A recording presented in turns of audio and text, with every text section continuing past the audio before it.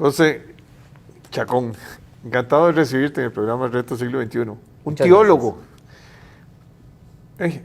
el que estudia la religión, que no necesariamente es un creyente de una religión. Estudiaste en Europa, y lo que queremos es hablar un poco para entender qué es lo que está sucediendo en el mundo entero, ¿verdad? Uno habla de muchos miles de millones, bueno, de diferencias religiosas fuertes, ¿verdad?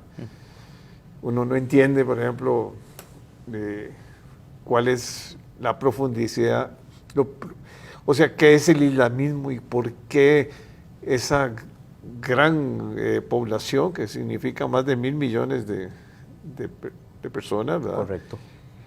Y la diferencia entre los chiitas, los sunitas, están dentro de una área de gran importancia porque tienen recursos, sobre todo la parte petrolera fuerte.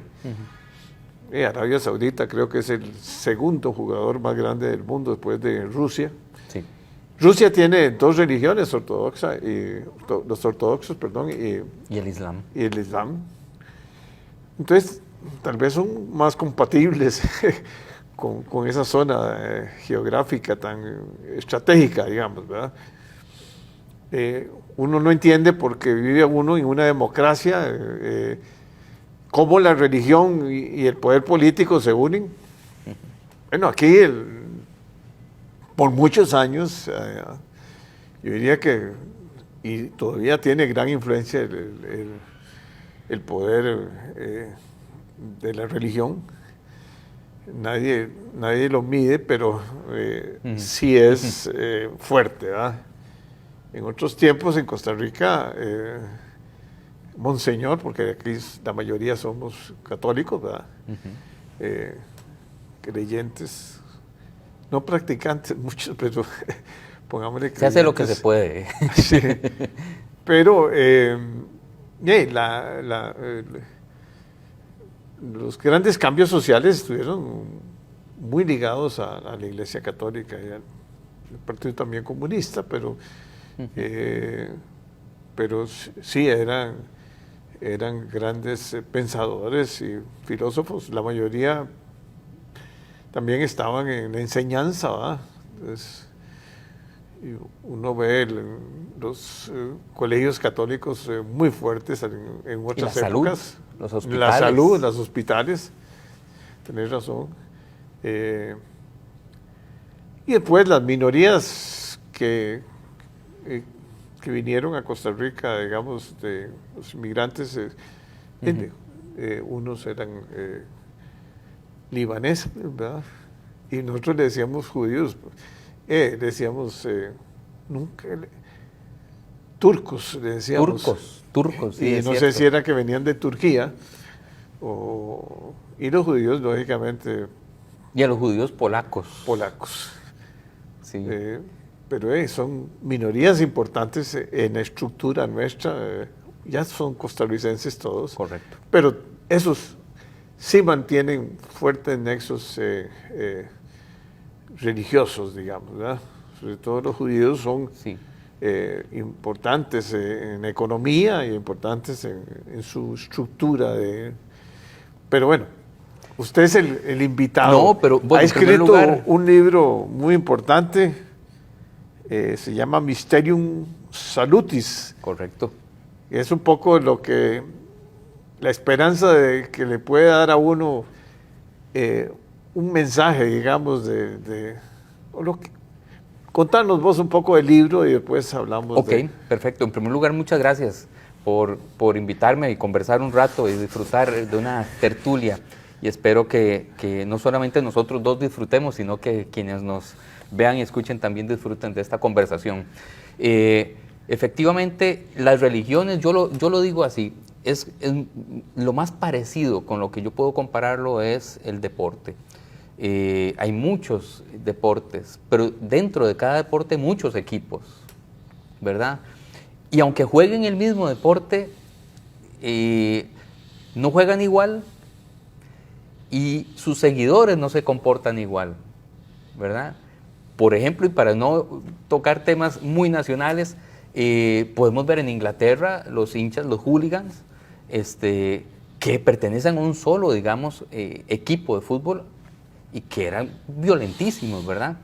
Y otros no. Entonces, ¿cuál es ese fenómeno de que en algo en lo que yo creo, en lo que nosotros podemos creer, en algunos puede manifestarse desde la violencia y en otros desde la paz, ¿verdad? Siendo el mismo deporte.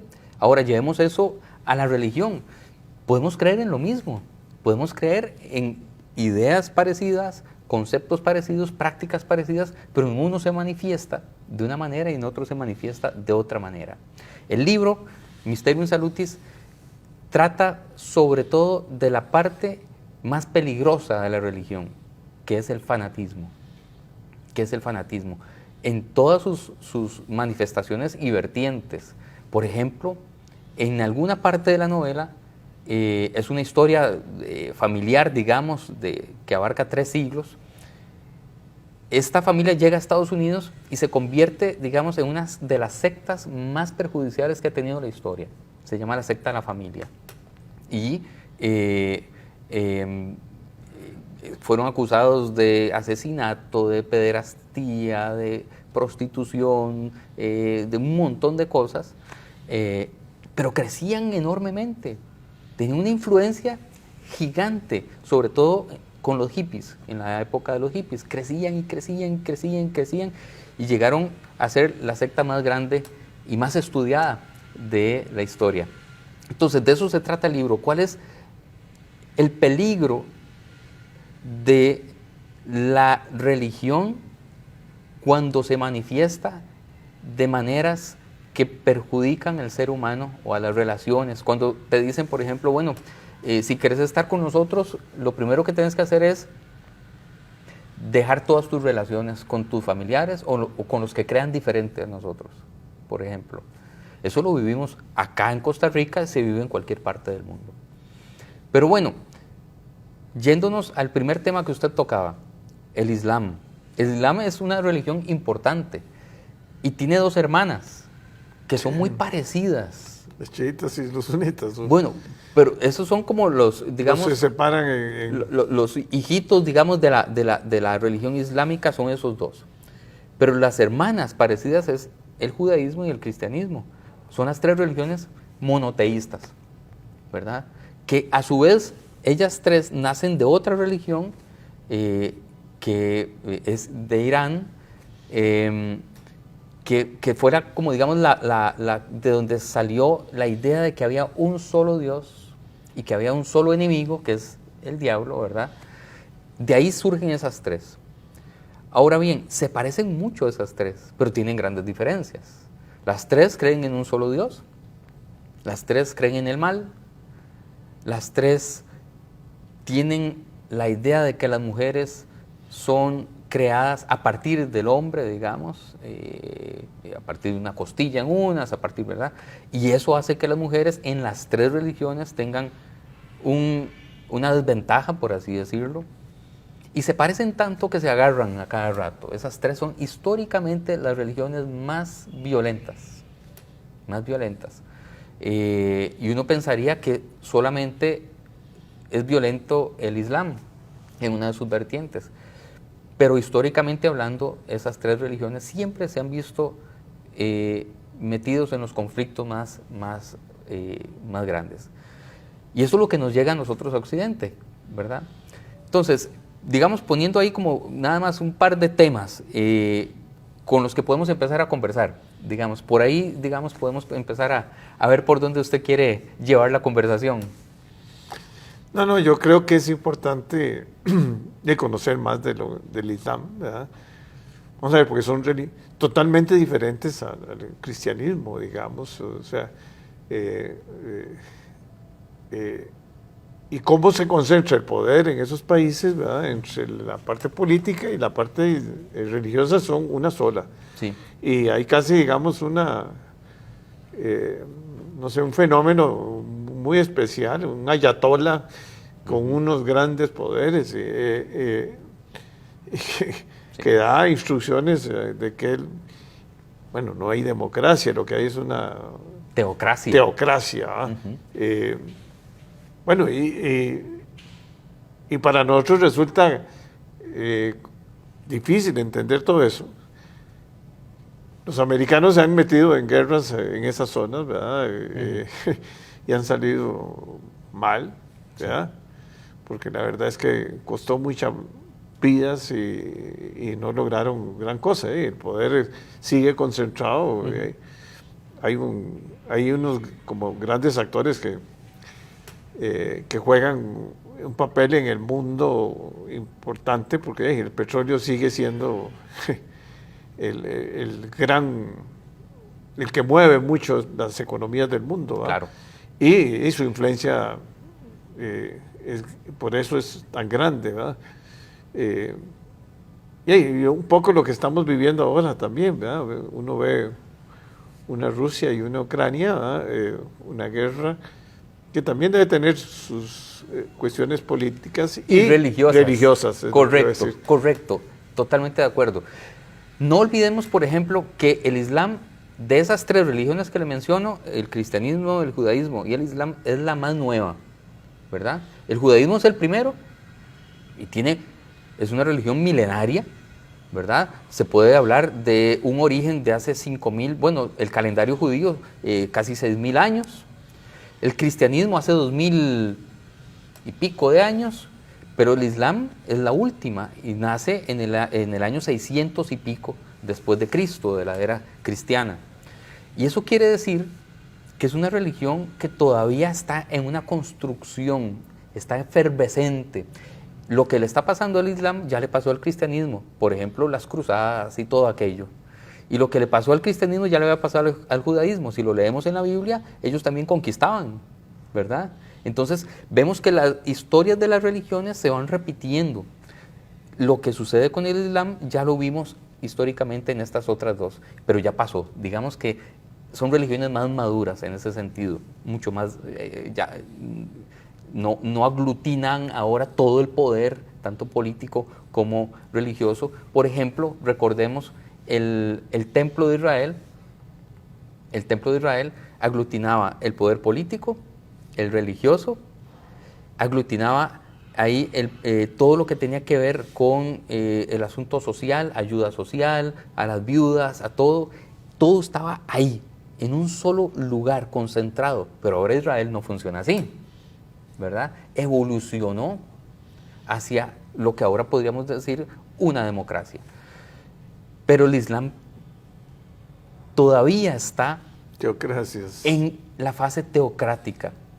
Y eso tiene sus grandes consecuencias en un mundo que ahora, cada vez más globalizado, se enfrenta a eso. O sea, es una distorsión, ¿verdad? Es como un cortocircuito, llamémoslo así. Es un cortocircuito porque cuando lo vemos de aquí para allá decimos, ¿cómo es que esa gente, cómo es que las mujeres tienen que tener velo? Que ese es el pleito que está sucediendo ahora en Irán, que está ahora en la tensión de pasar a una etapa todavía mejor, digamos, o una etapa más, menos teocrática. Esa es la tensión que está sucediendo en Irán. Bueno, eso le suena a uno extrañísimo, que tienen que taparse el rostro. Claro, claro. Pero no sé si usted recuerda, incluso hace 30, 40, 50 años, las mujeres entraban a la iglesia católica con velo. ¿Y cómo se casan las mujeres? Normalmente tienen velo. Porque hay vestigios, hay rastros de la época en la que las mujeres, tanto cristianas como judías, usaban velo, ¿verdad? Usaban velo. Si uno ve las escrituras, tanto judías como cristianas, se habla del velo como parte esencial de la vestimenta de la mujer. Pero eso ya, como le digo una vez más, eso ya pasó, digamos, ya no se ve. Ahora bien, hablando de Rusia, la ortodoxia sí exige a las mujeres seguir usando velo, no en la calle, pero en la iglesia. Si usted se pone a buscar, cualquiera puede hacerlo en Google, ahí busca mujeres ortodoxas, cristianas ortodoxas de Rusia o griegas, y va a verlas con velo. ¿Y tiene mucho poder en Rusia la iglesia? Ahora sí, porque Putin volvió a elevar la ortodoxia también como un instrumento político, porque durante la era soviética se lo habían volado, ¿verdad? La religión había quedado casi que borrada del mapa. Y Putin lo que dijo fue, las fibras de las personas, Mysterium Salutis dice, todo el mundo quiere salvarse. Yo voy a utilizar la necesidad de ser salvos y voy a llevar la religión, porque la gente va a buscar ser salva a través de la religión, y la voy a mezclar con la política. Y le dio poder a la religión, de tal manera Entonces, que Putin tiene no solo poder político, sino tiene a la religión en sus manos. Y tiene la religión en sus manos. Por eso la ortodoxia lo está apoyando 100%. La ortodoxia rusa lo está apoyando 100% en la guerra que está librando ahora en Ucrania. Y en Ucrania lo que sucedió es que la iglesia ortodoxa se separó, se escindió de la ortodoxa griega en estos meses anteriores. Ya se separó totalmente. Ahora son dos, digamos, corrientes religiosas totalmente separadas. Porque Putin lo que hizo fue mezclar esas dos cosas y darle poder a la iglesia. Pero los ucranianos, la mayoría son de origen ruso también. Sí, y ortodoxo. Y ortodoxos. De hecho, bueno, si lo vemos históricamente hablando, más bien Rusia nace de Ucrania. De Ucrania, sí. O sea, Ucrania es la mamá. Y Kiev era la primera. Kiev era la mamá, ¿verdad? De ahí surge todo eso. Y ahora lo están destruyendo. Y se está destruyendo de una manera, incomprensible. Incomprendida. Bueno, si lo vemos desde el punto de vista de poder y de la parte comercial y el petróleo y la energía, esto es una guerra de energía, ¿verdad? Porque Rusia detenta todos esos canales para surtir de energía a Europa y a otros países. Europa cayó en la trampa porque le puso todos los y se viene el invierno poliductos y ya viene el invierno. Sí. Bueno, pero hay otros jugadores que están apareciendo que son colindantes con Rusia, pero Rusia tiene mucho poder. Pero también porque tiene afinidad religiosa también.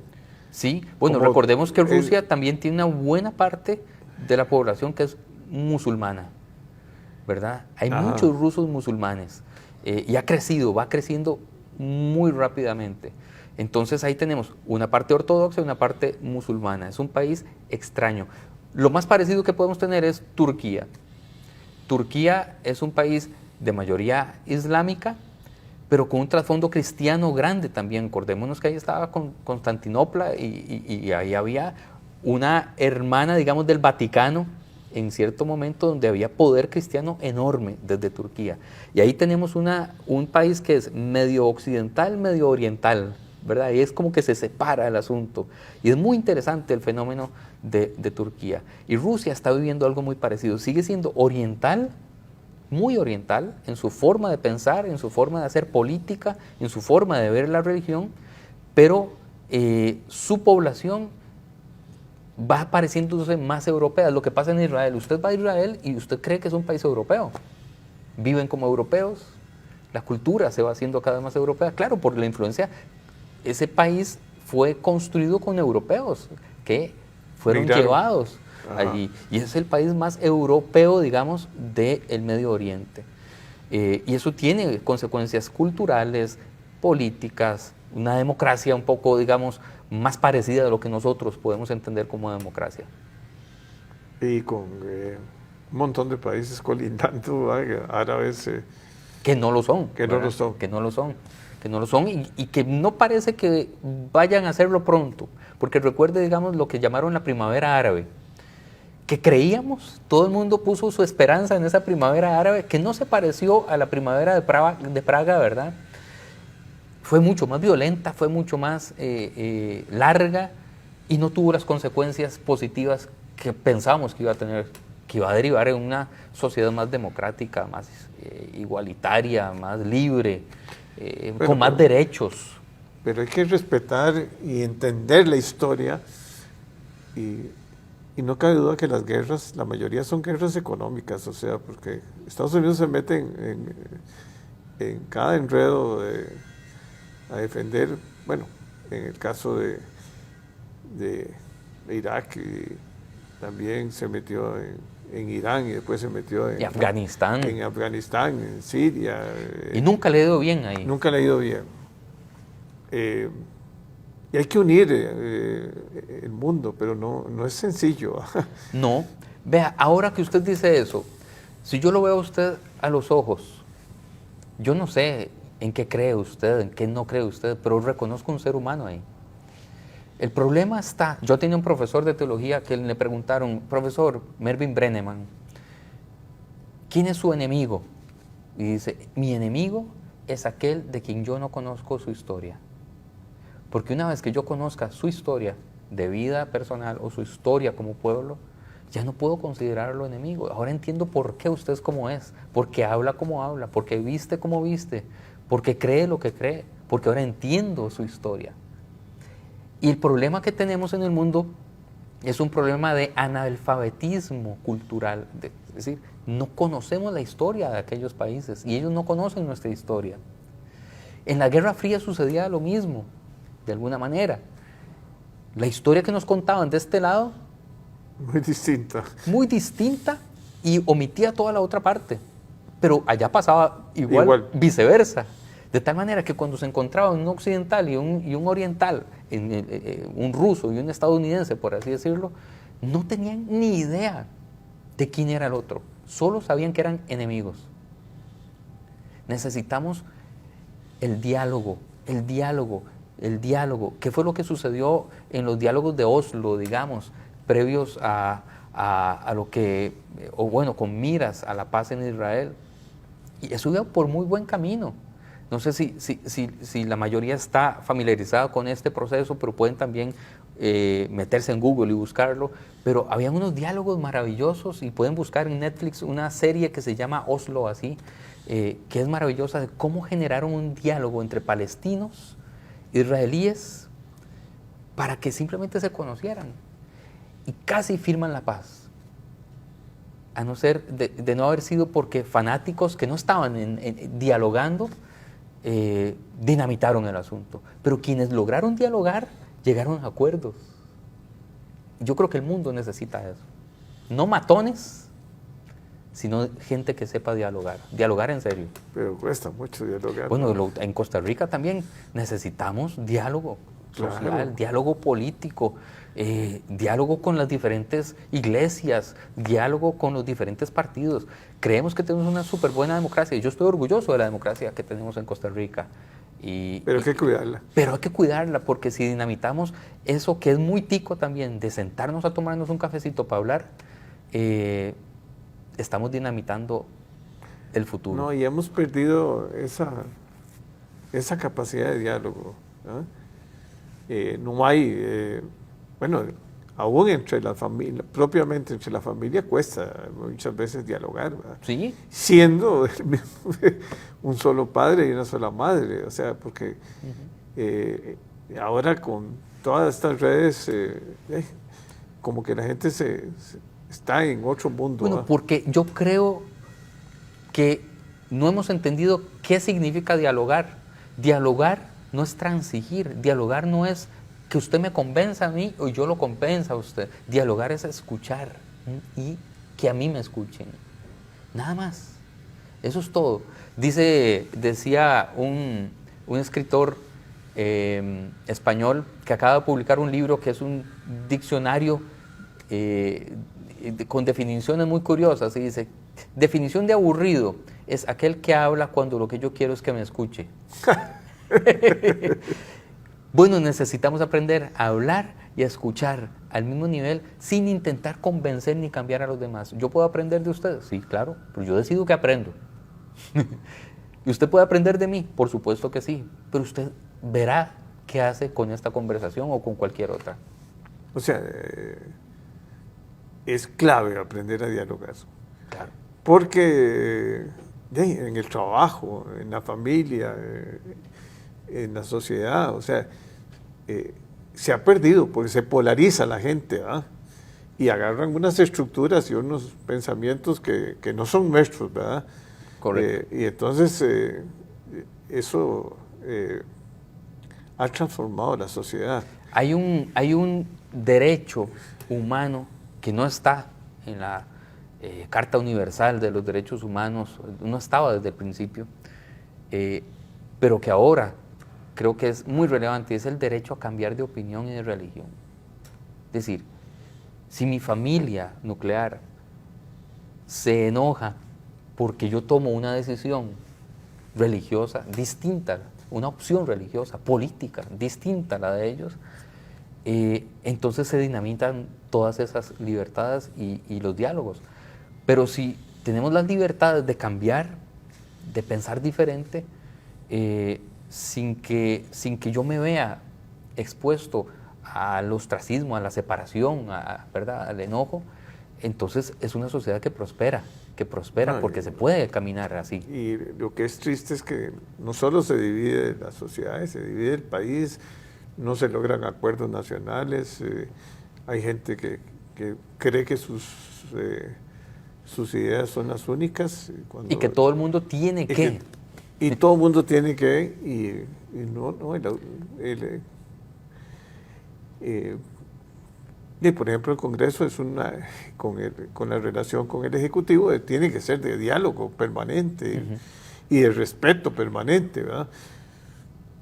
Y no van a coincidir en muchas cosas, y hay que negociar y hay que llegar a acuerdos para el bien de la sociedad. Lo que no podemos es estar polarizando la sociedad. Unos piensan de una manera y otros, o unos son corruptos, los otros no son corruptos, unos son, no sé, no quiero ponerle calificativos, pero o blanco o negro, y eso no. Bueno, o sea, eso que usted acaba de decir, importantísimo. En las sociedades como más parecidas a lo que vemos en el Islam, digamos, y ojo, que yo no estoy diciendo en contra, a mí me encanta, yo soy un estudioso del Islam y del judaísmo, pero las formas de sociedad que podemos ver, todo es o negro o blanco, ¿verdad? O es pecado o no es pecado, o es bueno o es malo. Esa forma dicotómica de ver las cosas también la tenemos un poco nosotros, y lo vemos también en las religiones, o eso no es, y en la política. Pero los medios tonos son importantísimos.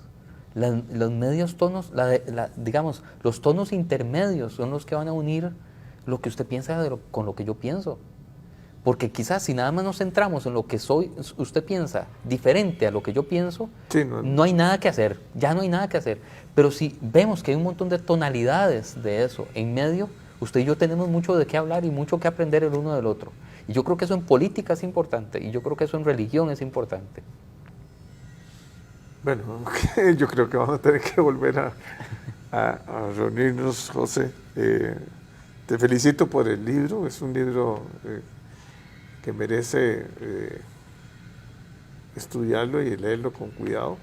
Gracias.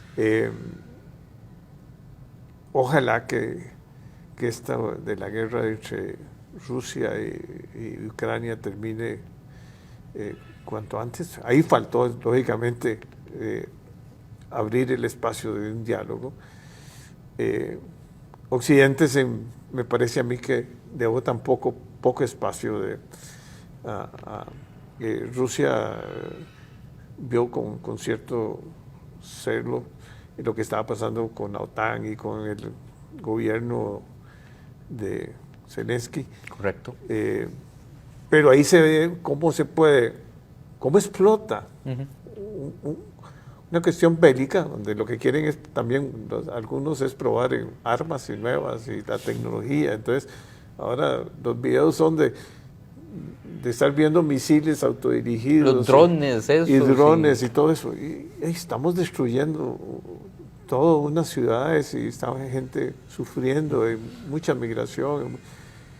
Y el mundo está convulso y hay mucha hambre también, ¿verdad? Sí. Por siendo, sobre todo Ucrania, un gran productor de granos y Rusia un gran productor de energéticos, o sea que hay que cambiar el mundo para que el mundo sea mejor. Correcto. Bueno, diálogo y más diálogo. Muchas gracias. Encantado de saludarte. Igualmente.